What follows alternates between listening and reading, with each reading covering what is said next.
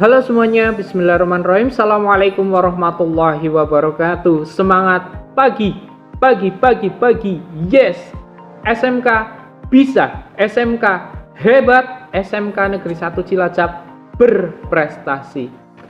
Alhamdulillahirrahmanirrahim, pada kesempatan kali ini kita masih dipertemukan kembali dalam kegiatan pembelajaran pendidikan Pancasila dan Kewarganegaraan. Wah, sudah naik kelas nih. Tidak terasa ya, waktu berlalu begitu cepat. Kita sudah 1 tahun melaksanakan pembelajaran secara daring. Namun itu tidak merubah atau tidak menurunkan semangat kita dalam belajar. Kalian sudah naik kelas dan pastilah kedewasaan kalian juga sudah semakin baik. Nah, untuk pertemuan kali ini nanti akan Pak Andi jelaskan terkait dengan pengenalan materi dulu ya. Untuk pertemuan pertama biasanya pengenalan materi dulu, apa yang akan kita pelajari selama 1 semester ini sampai pelaksanaan ulangan umum semester 1. Ada beberapa bab yang harus kalian pelajari dan pastilah kita harus tetap memupuk semangat dalam belajar.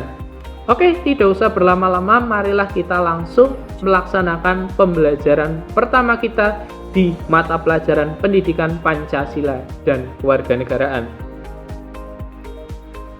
Baik anak-anakku semuanya, untuk kali ini Pak Andi akan menjelaskan terkait dengan materi apa saja yang akan kita pelajari selama 1 semester ini.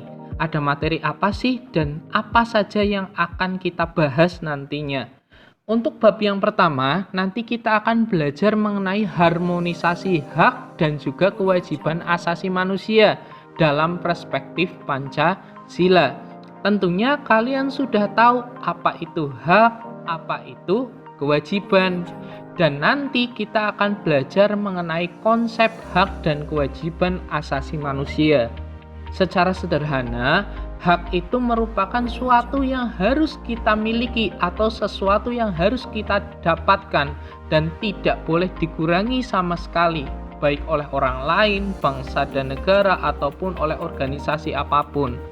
Sedangkan kewajiban asasi itu merupakan suatu hal yang harus kita laksanakan dalam kehidupan sehari-hari ini.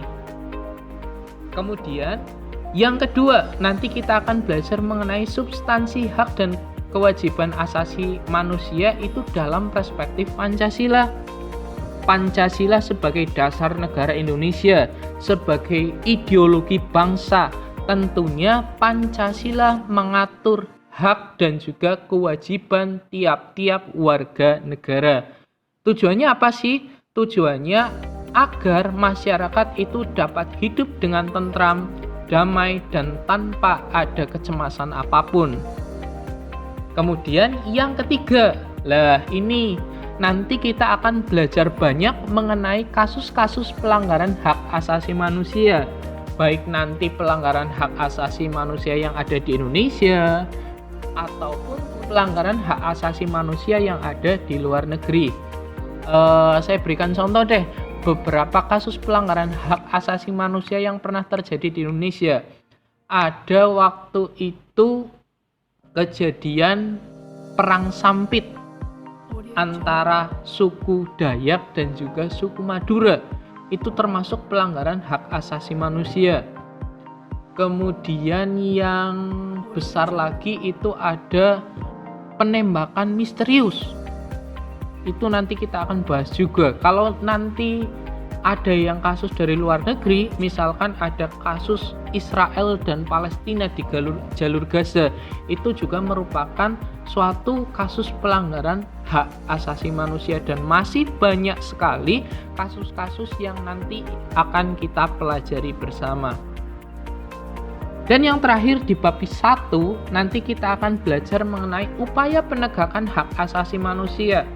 Amit-amit ya, apabila kita atau kalian itu mendapatkan perlakuan yang tidak sesuai dengan undang-undang, hak asasi manusia kalian dilanggar, nanti kalian harus kemana sih? Kalian harus lapor kemana? Apa yang harus kalian lakukan? Kemudian apa saja yang perlu dipersiapkan? Nanti kita akan belajar di sini. di upaya penegakan hak asasi manusia. Baik nanti kita akan merambah ke Komnas HAM ataupun ke Komnas HAM internasional. Selanjutnya, di bab yang kedua, nanti kita akan belajar mengenai sistem dan dinamika demokrasi Pancasila. Lah, kalau demokrasi tentunya kalian sudah tidak asing lagi. Kenapa? Karena demokrasi merupakan sistem yang kita pakai, Indonesia pakai. 5 tahun sekali kita melakukan demokrasi dengan cara pemilu. Kalau kalian menentukan suatu keputusan di dalam kelas, kalian berunding, itu termasuk suatu demokrasi. Dan pada hakikatnya demokrasi itu hidup dan berkembang di lingkungan kita masing-masing.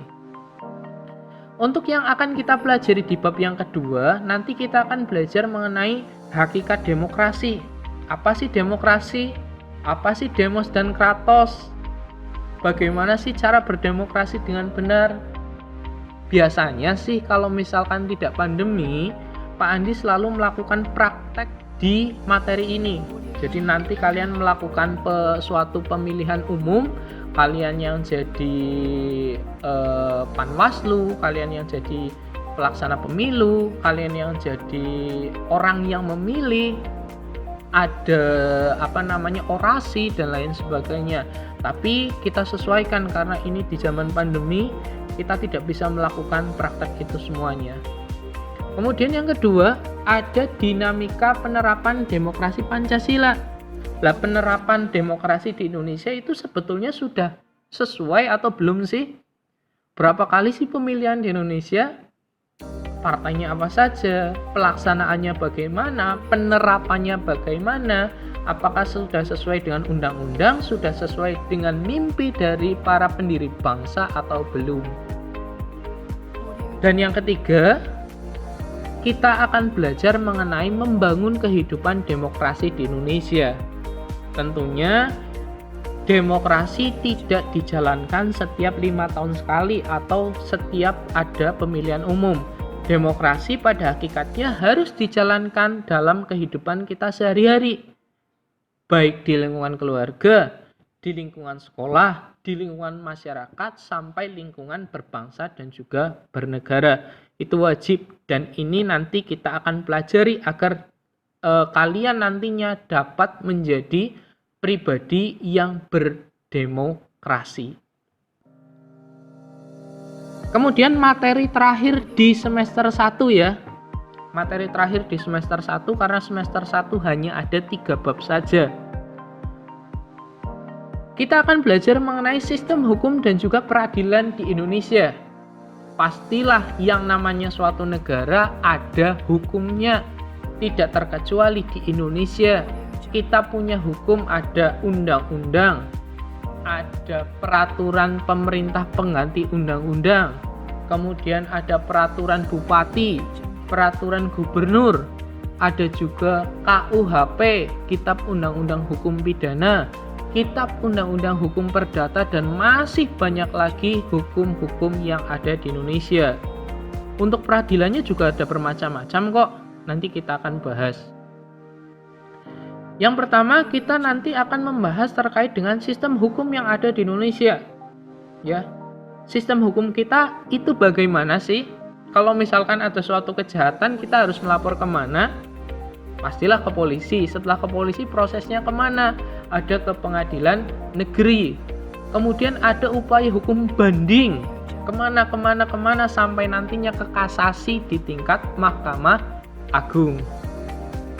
Kemudian ada sistem peradilan di Indonesia. Nah, sistem peradilan itu meliputi ada yang namanya penegak hukum. Kemudian ada yang namanya yang melakukan peradilan. Kalau di tingkat kabupaten nanti namanya adalah pengadilan negeri. Kalau di tingkat provinsi ada namanya pengadilan tinggi. Sedangkan di tingkat nasional ada yang namanya peradilan Mahkamah Agung. Kemudian yang terakhir yaitu membangun sikap sesuai dengan hukum yang ada di Indonesia. Tentunya hukum itu merupakan suatu hal yang tidak harus kita langgar. Tidak boleh kita langgar. Kadang kan ada yang berpikiran, Yang namanya hukum ya harus dilanggar. Itu salah. Yang namanya hukum itu harus ditaati dan juga dipatuhi.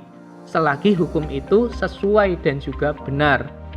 Pak, kalau misalkan ada hukum yang tidak benar bagaimana? Kita harus mengadu kemana? Ada yang namanya judicial review.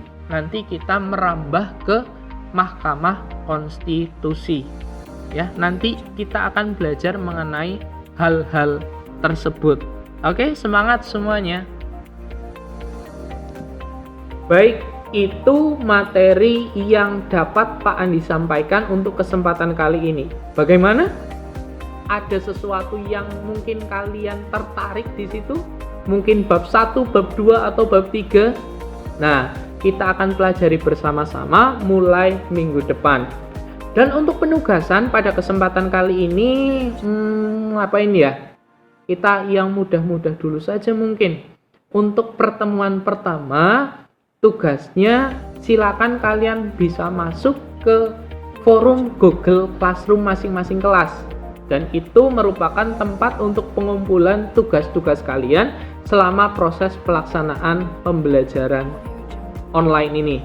Ya, tugasnya hanya silakan masuk ke forum Google Classroom masing-masing. Oke, terima kasih. Itu saja yang dapat Pak Andi sampaikan. Tetap jaga kesehatan, tetap patuhi 5M, dan ingat tetap semangat dalam melaksanakan pembelajaran apapun. Billahi taufik wal hidayah. Wassalamualaikum warahmatullahi wabarakatuh.